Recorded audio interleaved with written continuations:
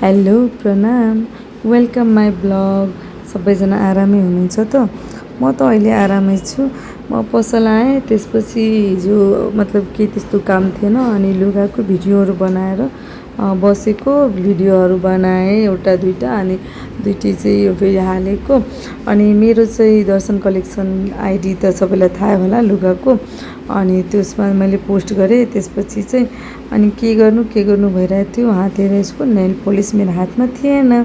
अब सोचेको आज नेल पोलिस लाउँछु अनि बसेर नेल पोलिस लगाएँ। नेल पोलिसमा पनि मैले केही आर्ट गरेँ। हजुरहरूलाई पनि गर्नु छ भने सम्पर्क गर्न सक्नुहुन्छ माया ब्युटी पार्लरमा, अनि आएर नेल एक्सटेन्सन गराउन सक्नुहुन्छ।